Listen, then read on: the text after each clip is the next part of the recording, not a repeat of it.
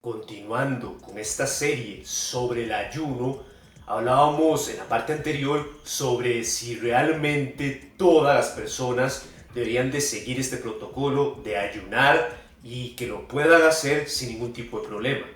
Estábamos viendo algunos de los factores a tomar en cuenta. Bien, retomando esa idea, tenemos lo que viene siendo el hacer ejercicio, más específico, entrenar en ayunas. El ir a levantar pesas, incluso el salir a correr, aunque recuerden que ese no es el ejercicio óptimo cuando lo que buscamos es el mantenimiento del peso, la mejora de nuestra masa muscular, de vernos bien, de, por ejemplo, tonificar, endurecer y demás. Pero tanto lo que es hacer un ejercicio cardiovascular como el entrenamiento de fuerza en ayunas sin comer es un tema a tenerle cuidado, porque no todas las personas están acostumbradas a ello.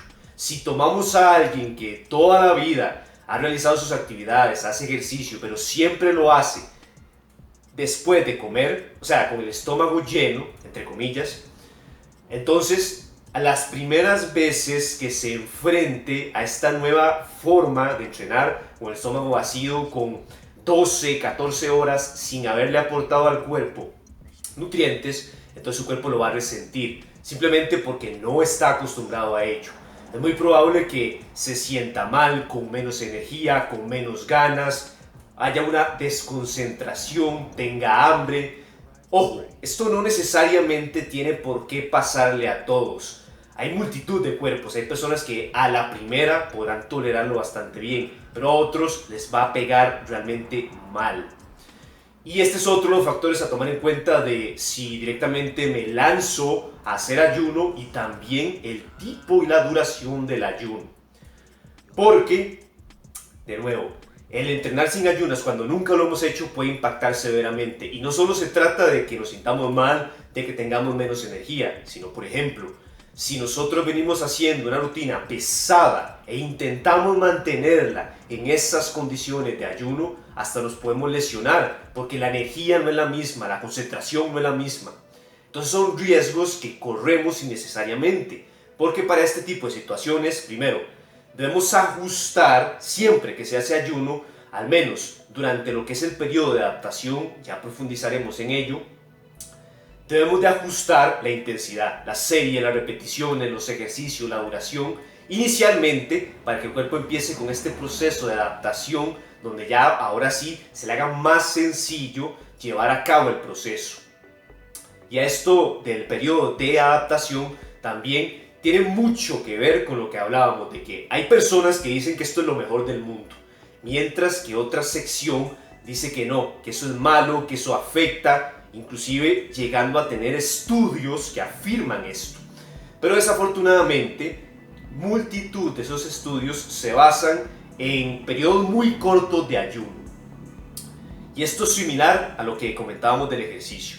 Si todo el tiempo nosotros estamos acostumbrados a siempre desayunar, a nunca acostarnos con el estómago vacío, si ya tenemos esa rutina, esa costumbre del cuerpo de estar comiendo cada 3 horas, a cada rato, y de repente incorporamos un ayuno, vaya, casi que cualquiera que sea, es lógico que las primeras veces vamos a tener dolor de cabeza, nos vamos a sentir irritados, molestos, de mal humor, inclusive por ahí, dependiendo, quizá algún mareo, algún descontrol ligero, por supuesto, siempre y cuando estemos sanos, no tengamos ningún padecimiento en específico.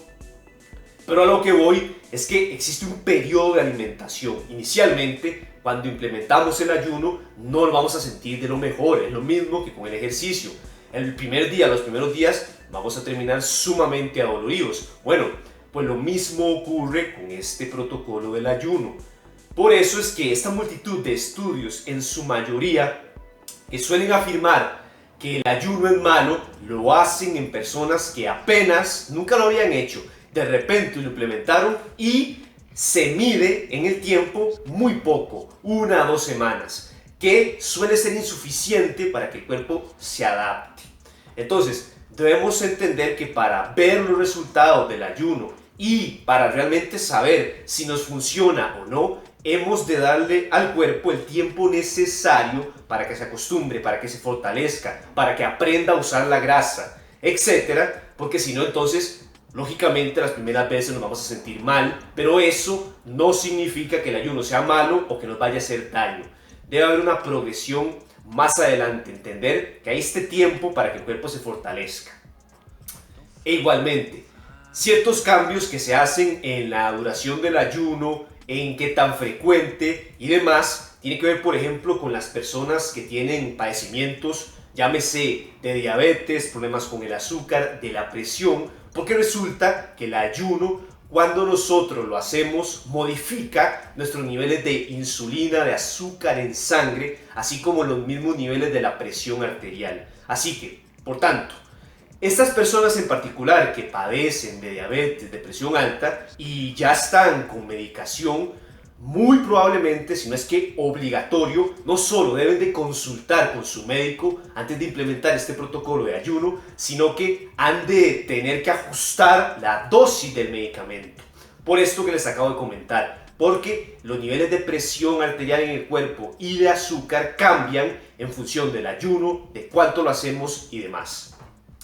Esto es para que vayamos viendo que es muy distinto la reacción que va a provocar el ayuno en un cuerpo versus en otro. No va a ser igual. Y los ajustes, esos pequeños detalles, que ajustar la rutina, que ajustar la medicación, que no hacerlo tan largo, que ir probando poco a poco, ir viendo cómo me va trabajando en ayunas o no, cómo me va haciendo ejercicio sin comer y cómo no, ir sintiendo al cuerpo. Esa también es una manera de progresar, de entender si nos funciona.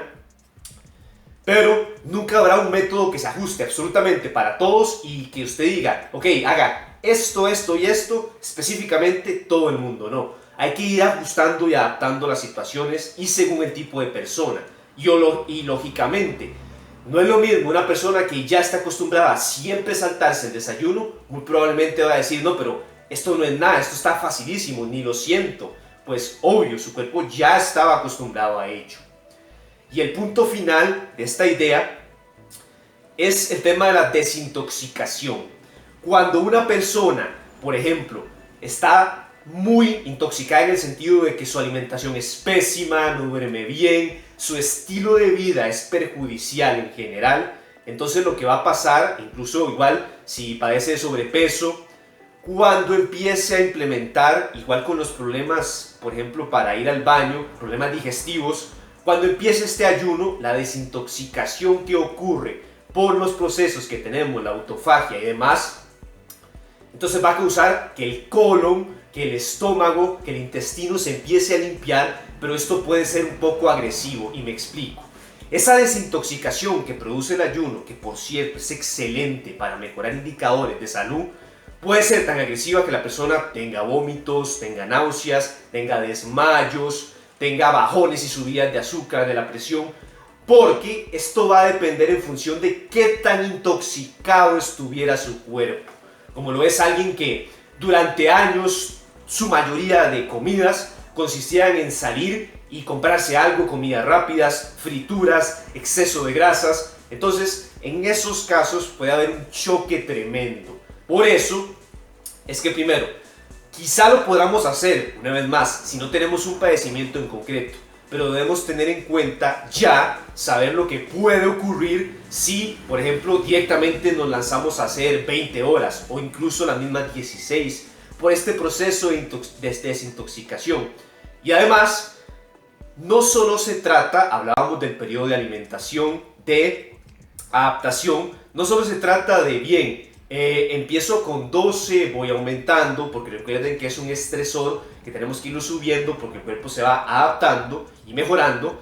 No solo se trata de bien, lo hago 12, 16 horas, sino lo hago todos los días, porque alguien que de repente diga, no, yo voy a empezar a hacer 16, 8 todos los días, puede ser muy impactante por esta multitud de factores que hemos hablado. Entonces de ahí la importancia de bien. Puede ser que tengamos claro qué se come, qué no se consume en el ayuno, la duración, los tipos, algunos consejos, que hay que hacer pesas, que esto no es mágico. Puede ser que tengamos en claro todo eso.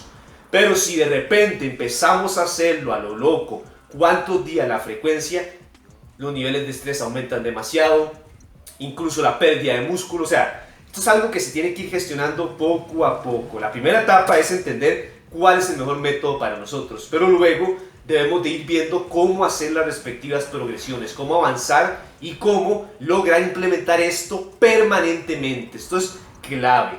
Si vamos a hacer el ayuno 1, 2 semanas, 1 o 2 meses y luego lo vamos a dejar, entonces va a ocurrir el efecto rebote. Esto es inevitable.